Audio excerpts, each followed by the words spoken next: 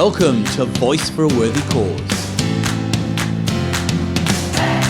a podcast for those interested in marketing and philanthropy for not-for-profit organisations.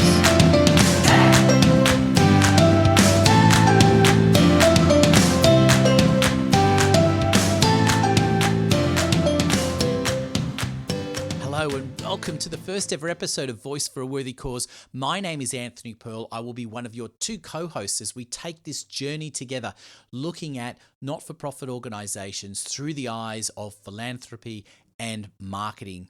Our goal is really to bring you insights using our experience and expertise as well as that of our networks to help your organisation grow. And when I say we, I'm talking about my co-host Lawrence Jackson, who you're going to hear from shortly. Lawrence's background is very much in the fundraising and philanthropy space, as well as social marketing and corporate social responsibility. Whereas I, on the other hand, very much embedded in the marketing and communication side of things. I've done everything from strategy to branding, from brochures to annual reports, websites, social media. When it comes to marketing, I've been involved with it. And we've both combined got many, many decades of experience, too many to mention. And we've worked across everything from health to education, from research to associations and aged care, from youth services, homelessness, you name it, we've been involved with it over a long period of time. Our goal with this podcast is to really use our combined expertise as well as that of our extended networks to bring you information which will help your not-for-profit, your worthy cause to grow. What we've done is we've recorded presentations with some of the leading experts in the not-for-profit sector, and over a series of podcasts, we will bring them to you. We've broken them up into bite-sized chunks to make it nice and easy for you to consume when you want to. We are going to welcome your feedback and any questions that you might have. We will endeavour to put to the people that bring you these presentations so that we can add them to future podcasts. So by all means, please, where you've downloaded or you're listening to this podcast, have a look for the link to voiceforoworthycause.com.au, fill in the form and send us your insights and even suggestions as to who you might like to hear from in coming episodes.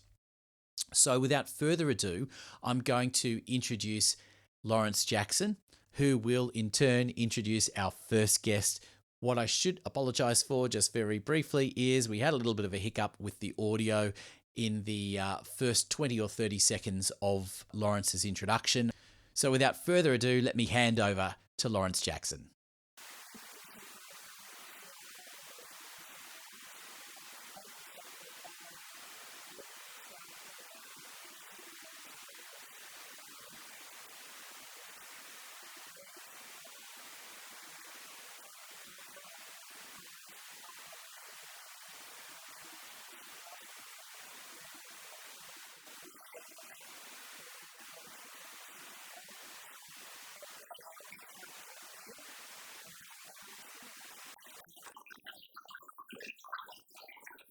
First thing I'd like to do is acknowledge the traditional owners of the land, the Gadigal people of the Eora Nation, on whose lands we meet today, and pay my respects to elders past, present and emerging. The second thing I'd like to do is, I guess, a little context before I get into the presentation proper. As Lawrence said, I come out of government. I had 18 years in government, so I was a fund giver, not a fund raiser. The board employed me under false pretences, theirs, not mine, saying, don't worry about fundraising. You don't need to worry about it. It's easy. Go out there, use all your public policy and advocacy skills. Fundraising will take up about 20% of your time. Not true. The other bit of context is when I started in the job, I'd not long come out of having developed up a philanthropy session when the Forbes 500 Asia Pacific Rich List came out to Australia. And so armed with all of the knowledge of putting on a 2-hour session and all the enthusiasm that engendered, I turned up at the Heart Foundation and went, brand like this, we've got to get into major gift fundraising. No problem at all. Well, naivety is a really powerful weapon for good sometimes, because if I knew then what I know now, I wouldn't have had the confidence or the chutzpah to go ahead with it. So I just want you to know who you're listening to and take all of that into account as we go along. As Lawrence said, this study tour was a donation from one of the people that was on our Major Gifts fundraising panel when the Heart Foundation kicked off what was its inaugural Major Gifts campaign. This particular person, who's gone on to be a major donor more broadly, has become a bit of a mentor. Like a lot of people that give, very experienced in raising funds as well. And he gave me $10,000 to travel overseas and learn from people who are doing it well.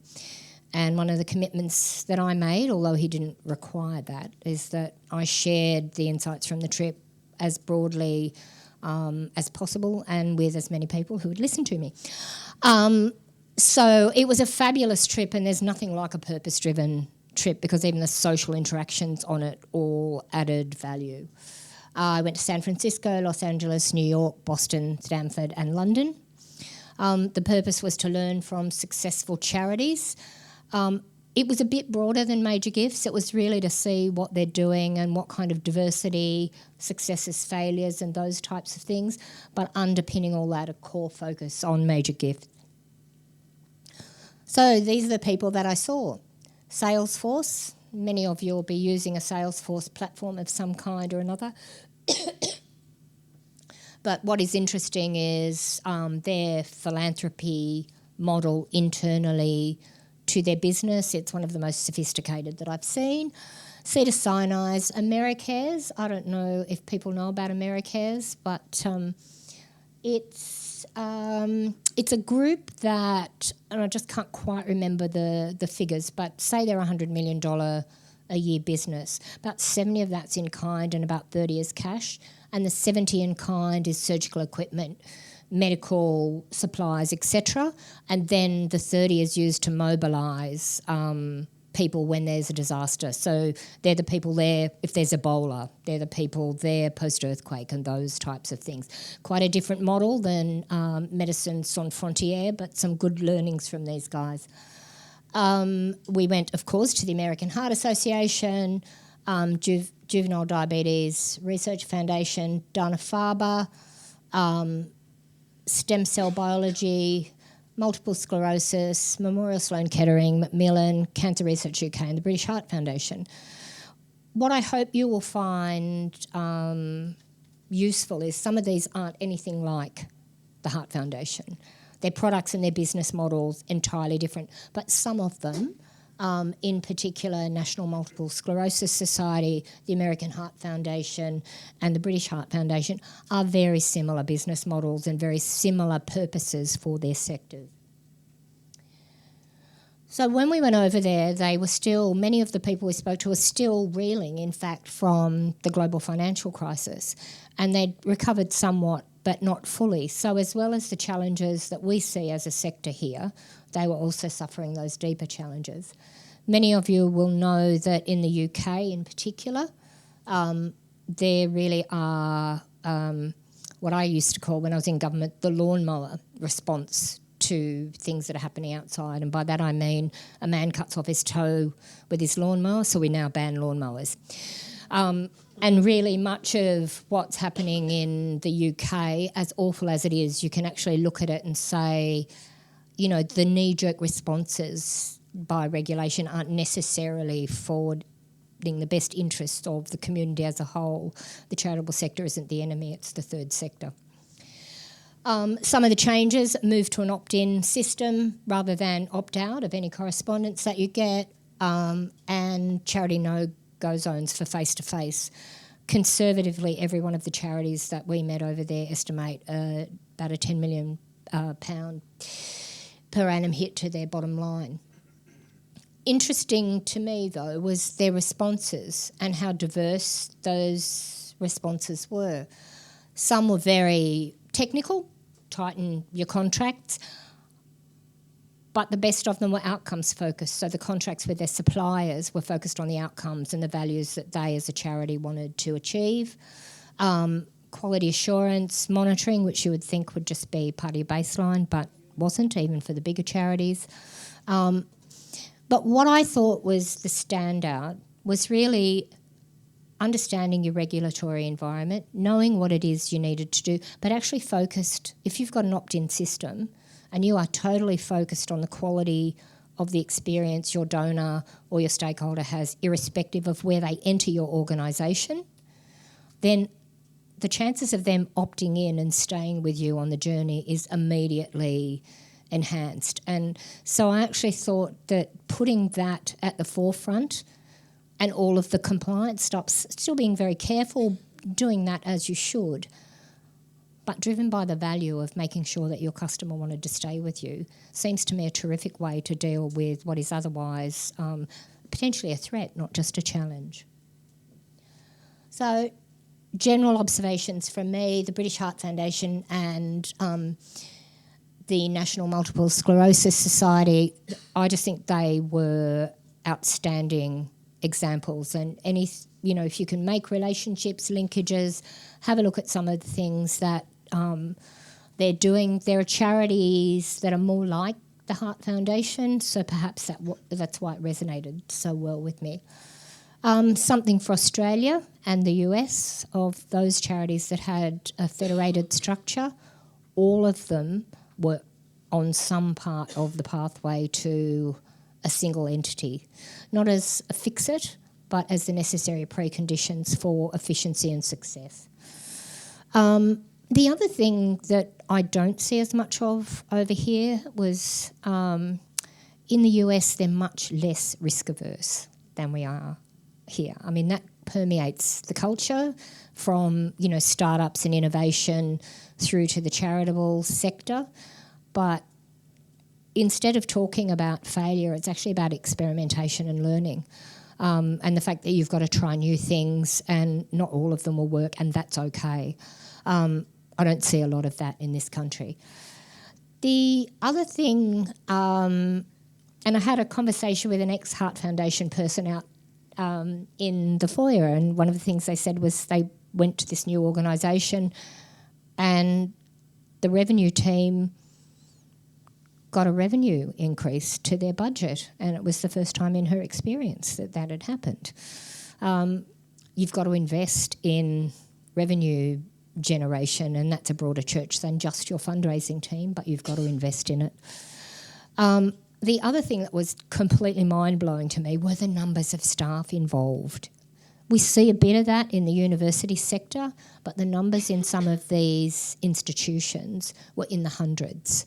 And that was because your cost of fundraising is a function of how much funds you raise.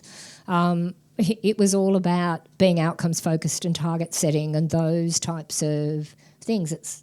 So what if you've got 60 fundraisers if they're bringing in a couple of $1 million each? The other thing that was different than what I've seen in the Heart Foundation traditionally is those people who were the recipients of the funds.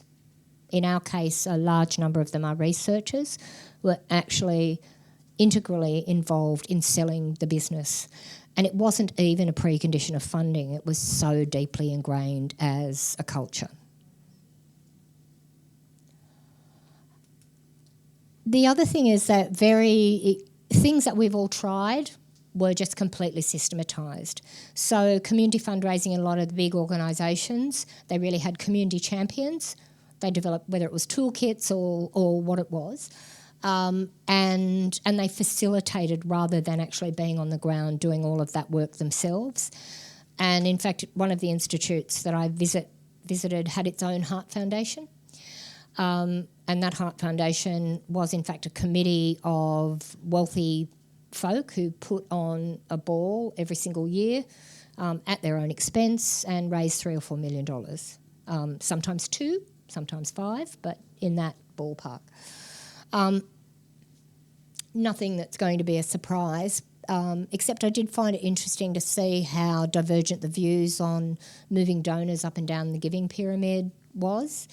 My own instinct as a fundraiser of 4 years is that it's the quality of experience and that's what makes the difference, and having your team ready to respond to people as they move themselves up the donor pyramid. That's the places that I observed as being very effective. That seems to be the balance that they played out. As much as I think we're starting to sort of move a bit away from events in Australia, they're still really significant in the US and the UK, and not just as fundraisers in their own right, but as those donor touch points and the way that the organisation actually gets to show its wares and speak about itself and have its boards and its senior executive and its stakeholders actually show why they exist. Cost of fundraising varied from 12 cents. I didn't believe any of this, but the cost of fundraising varied from about 12 cents for every dollar earned to around 30 cents, but it depends on what you put in. You know, it really does depend on what you put in and the quantum of funds raised. What was ubiquitous was the rigour of and the ongoing nature of analysing your programs and being prepared to tweak and change all the time. But for that, you've got to have resources and people that are capable of doing it, and a leadership that's prepared to let it happen. So now the bit you came for. Again, there is no silver bullet around major gifts, which I'm sure you all know. And a lot of this is stuff that you will understand from your experience or what you've seen or intuitively. So what I've done is pick those things that it was clear to me after the study tour that you cannot have a successful major gifts campaign without. You might have some success, but a really strong success, I didn't see anybody who didn't have at least 80% of these things. So know your donor. I mean, that's a no-brainer, but often, and particularly older charities, will assume that they know their donor rather than seeking to understand their donor, and that we will give our donors what we think they need as opposed to what they want. At the major gifts end, you really have to take an investment mindset to what you do, and you've got to be able to show how the gift will make a difference. There's not a lot of funding of general good works in the major gifts sector, so if you can't actually articulate on one page what your case for support is and then pull out the rigorous business case afterwards, and I'm happy offline to share the Heart Foundation's experience in launching a major gifts campaign. The thing I will say is that we had a 30-page detailed business case that an investment banker would have been proud of, insisted on by the chair of our campaign, and once they were happy that it was true and rigorous and transparent, they never asked to see it again. But it was the hardest 6 months of my life, and it was fabulous. Don't expect major gifts to go to general revenue. So if you've got a CEO, a CFO, a board president, board chair, who actually says, oh yeah, go out and send that and then it'll go to general good works. I didn't speak to one fundraising team over there that wasn't able to point to the $100,000 in and the $100,000 out and the impact. Other channels lend themselves to what I call confund or consolidated revenue, but not major gifts. Although that said, if you can really deliver for your philanthropists over a 5 to 7 year period, they will just become a supporter of your organisation in a way that they haven't been before, because you've built trust and you've shown that you have impact. Campaign chair or board chair is absolutely critical. You cannot do major gifts by yourself, no matter how talented a fundraiser you are or how deep and vast your experience is, because you have a certain limited number of networks, and your campaign chair, whether they're a chair just for the campaign or, they're your board chair, must be willing to do those things. The other thing is that these organisations had large, sophisticated, mostly MBA, not that that's a requirement, but just to show you the level at which people were pushing themselves to become in major gift teams, comprehensive, highly analytical and dedicated approaches, but quite soft with their donors. Not a hard sell at all. And as I said before, research and clinical staff who benefit have to be there and help generate the revenue. It's not a divide. It's not the dirty side and the clean side of the business. And reporting to donors was absolutely as important as generating the revenue. Boards. A willingness to support and foster a culture of philanthropy is absolutely critical. Look, I'll leave that up there, but it really is a give or get off kind of scenario. And in some organisations it was absolutely explicit. In other organisations, not explicit at all. But the good chairs didn't have you on a board for much more than 6 months if you weren't willing to open both your wallet and your networks. And that was a feature across the board, less strong in the UK, which I think is a model that's slightly more like we are. I hope you've enjoyed part 1 of 3 parts to the Kerry Doyle presentation. Really fascinating insights from some of these organisations around the world, and I hope you're learning a few things. What you're going to hear in the coming episodes is a little bit more of how Kerry has started to implement some of these things that she's picked up, and a little bit more insights into some of the things that she learnt along her journey. So we're really grateful to her for not just presenting it at the time, but allowing us to bring this podcast to you and so a much greater audience can hear from it. As I said in the beginning, if you have any feedback, if you have questions, if you got some suggestions about who we might interview in the future, please visit the website voiceforaworthycause.com.au, and don't be afraid to fill in a form and give us your feedback. We certainly welcome it. Stay tuned, as I said, for episode 2 coming soon. On behalf of Lawrence Jackson and myself, Anthony Pearl, thank you for joining us in episode 1 of Voice for a Worthy Cause.